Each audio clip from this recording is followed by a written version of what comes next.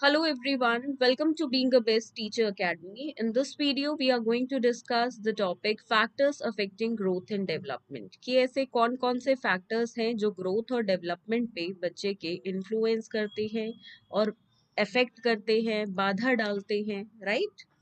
देखिए पहला है heredity, second है environment, sex, health and exercise, food, nutrition, hormones, love and affection, family, socio-economic factors. When you are writing answer in your exam, तो आपके लिए must है कि आप इस टॉपिक के लिए स्पेशली फ्लो चार्ट कुछ इस तरीके से ड्रॉ करें एंड देन एक एक करके आपको हर पॉइंट को एक्सप्लेन करना है. ज्यादा नहीं, सिर्फ मैक्सिमम 6 पॉइंट्स, इनमें से कोई भी आप एक्सप्लेन कर सकते हैं, बट फ्लो चार्ट में आप ये सभी पॉइंट्स लिखने का प्रयास जरूर करें. पहले देखते हैं कि किस तरीके से हेरिडिटी जो है वो बच्चे के ग्रोथ और डेवलपमेंट पे असर डालता है. देखिए अगर हेरिडिटी में यानी कि जीन्स में कुछ ना कुछ प्रॉब्लम है तो बच्चे के ग्रोथ एंड डेवलपमेंट में भी प्रॉब्लम होगा. ठीक है, जैसे कि हमने देखा है अक्सर अगर पेरेंट्स को कोई प्रॉब्लम होती है तो वो जेनेटिकली बच्चे के अंदर भी आ जाती है, चांसेस उसके बहुत ज्यादा रहते हैं. पूरी प्रॉब्लम नहीं आती है तो कुछ हद तक आ जाती है, राइट.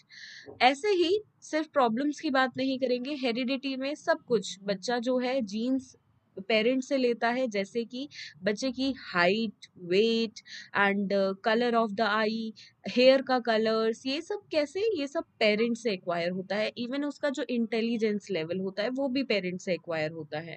एक एग्जाम्पल से समझते हैं, अगर मम्मी पापा दोनों लंबे हैं, ठीक है, मान लीजिए उसकी मम्मी की हाइट 5'5" से ज्यादा है, पापा की हाइट ऑलमोस्ट 6 फीट है, तो बच्चे की हाइट भी ज्यादा ही होगी, 99% चांसेस रहेंगे उसके.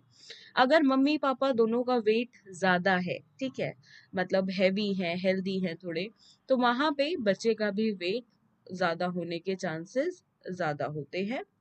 ऐसे ही अगर आपने देखा हो, नोटिस किया हो कि जो पेरेंट्स के हेयर कलर होते हैं वो ही बच्चों के होते हैं. जैसे कि अगर आप यूरोप में देखेंगे तो वहां पे हेयर कलर्स अलग हैं. हम एशिया की बात करें तो हमारे यहाँ पे कैसे hair colours, we are having black hairs. And वहीं पे आप वेस्ट साइड थोड़ा सा देखते हैं तो वहां पे गोल्डन हेयर्स होते हैं, राइट. अगर मम्मी पापा में से किसी बच्चे लाइक एक का भी लाइक गोल्डन कलर का हेयर्स है और लेट सपोज दूसरे पेरेंट का ब्लैक कलर का है, एंड वहां पे ये जो मैरिज है, लेट सपोज इंडिया की कोई लड़की है and she is married to somebody in America, okay, तो ऐसे हम एग्जांपल ले लेते हैं. तो क्या होगा, ऐसे में चांसेस ज्यादा होंगे कि किसी या तो बच्चे का जो हेयर कलर है वो ब्लैक होगा या गोल्डन होगा, राइट, क्योंकि वो जीन से एक्वायर कर रहा है. और ऐसे बहुत सारे केसेस आपने अपने इर्द गिर्द देखे भी होंगे, right. So these are the examples, और इसी तरीके के एग्जाम्पल्स आप अपने एग्जाम में भी जरूर लिखें. देखिए एग्जाम्पल्स आप जितने एग्जाम में डालेंगे उतना ज्यादा इफेक्टिव आपका आंसर होगा. सो आई विल रिकमेंड कि आप एग्जाम्पल्स जितने हो सके उतने अपने आंसर में इंक्लूड करें according to the weightage of the question. Next is environment. देखिए जिस एनवायरनमेंट में हम रहते हैं वो हमारे शरीर पे बहुत असर डालती है, राइट. एक एग्जाम्पल से समझते हैं, जैसे कि एक बच्चा जो कि लाइक स्लम एरिया में रहता है, ठीक है, एंड वहाँ पे पॉल्यूशन है, गंदगी है, तो वहाँ पे बच्चे को डिजीज एक्वायर होने के चांसेस ज्यादा है, जो कि उसकी ग्रोथ एंड डेवलपमेंट पे भी असर डालेंगे, राइट.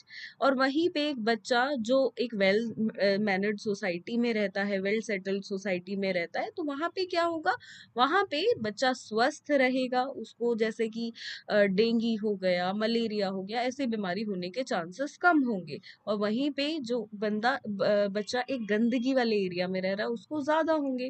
तो इस तरीके से एनवायरनमेंट भी जो है वो ग्रोथ एंड डेवलपमेंट पे असर डालता है.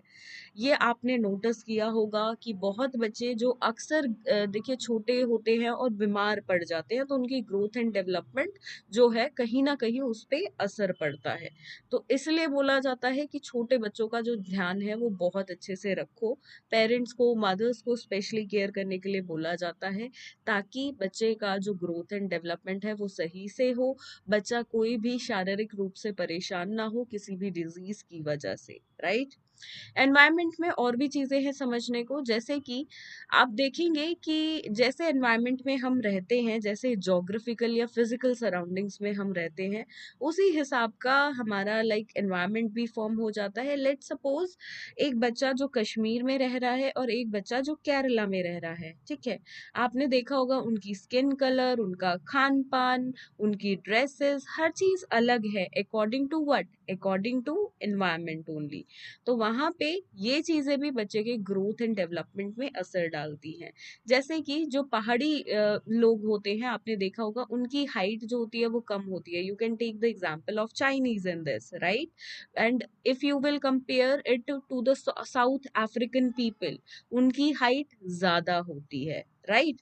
तो ये देखिए, ये सब चीजें जो है ये ग्रोथ एंड डेवलपमेंट पे असर डालती है, और ये हमने रीजनल वाइज देखा भी हुआ है कि कहाँ के लोगों की हाइट मैक्सिमम होती है, कहाँ के लोगों की हाइट मिनिमम होती है, right. Now coming to the next, sex. The sex of the child is another major factor affecting the physical growth and development of the child. We know girl है तो उसकी हाइट थोड़ी like toll उतनी नहीं होगी जितनी boys होते हैं। जैसे कि लेट्स टेक वन एग्जांपल, एक पेरेंट्स, एक कपल है, ठीक है, उनका दो बेबीज हैं, एक बॉय है एक गर्ल है। उनको ये चीज बहुत क्लियर है, और हर पेरेंट को देखिए ये चीज क्लियर होती है कि जो उनकी गर्ल की हाइट है वो उतनी टॉल नहीं होगी as compare to boys. Exceptions हमेशा यहाँ पे होते हैं, but 99% we know that boys की हाइट ज्यादा होगी और गर्ल की कम होगी। अगर पेरेंट्स दोनों लंबे हैं, दोनों की हाइट अच्छी है, तो भी बॉय की हाइट ज्यादा होगी, जो उनका सन होगा उसकी हाइट ज्यादा होगी as compare to their daughter, right. ऐसे ही जो बॉयज होंगे वो फिजिकली थोड़े से स्ट्रांग होंगे ज्यादा एज कंपेयर टू गर्ल्स। जो गर्ल्स हैं वो जल्दी मेच्योर हो जाएंगी एज कंपेयर टू बॉयज।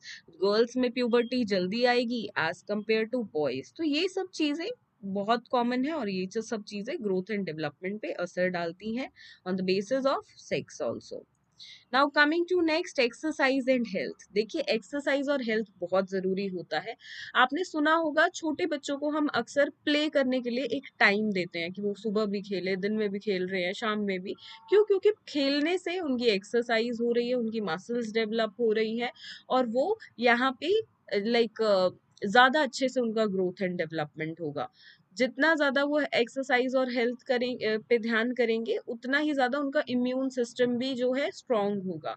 सो देखिए, आपने कोविड के टाइम में जरूर ये चीज सीखी होगी कि जो एक्सरसाइज है वो कितना इम्यूनिटी पे असर डालती है। And that is why it is very important to play or to do some physical exercise. तो बच्चों के केस में बात करें तो हम उनको प्ले एक्टिविटीज में फोस्टर करते हैं, ज्यादा से ज्यादा इनकलकेट करते हैं, so that their health is going to be good. Okay.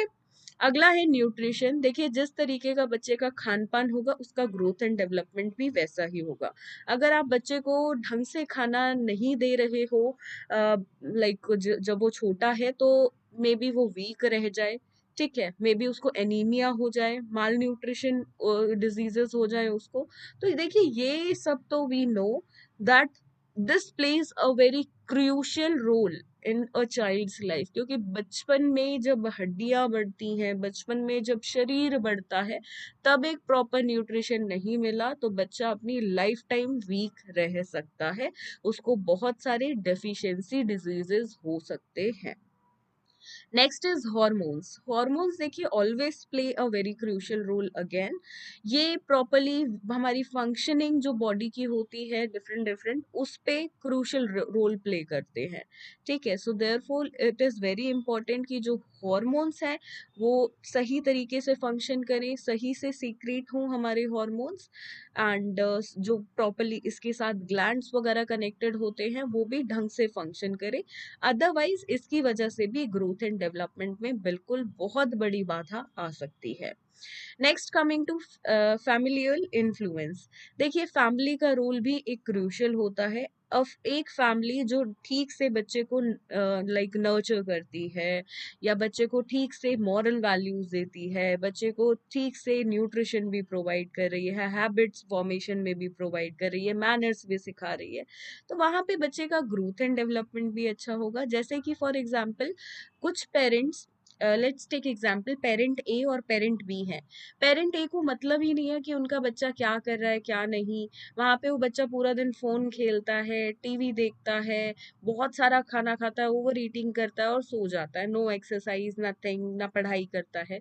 और वहीं पे फैमिली बी है, उनका जो बच्चा है वो प्रॉपरली उन्होंने शेड्यूल बनाया हुआ है, बच्चे का एक टाइम टेबल बनाया हुआ है कि बच्चा दिन में सिर्फ 1 घंटा फोन खेलेगा, एंड उसके बाद बच्चा जो है फिजिकल एक्सरसाइजेस भी करेगा। उसको उन्होंने बहुत सारे जो स्पोर्ट्स होते हैं उनकी एक्टिविटीज भी दिलाई हुई है, प्रॉपरली एक टाइम टेबल सेट है। तो किसका बच्चा हेल्दी ज्यादा होगा? फैमिली बी का बच्चा ज्यादा हेल्दी होगा इंस्टेड ऑफ फैमिली ए।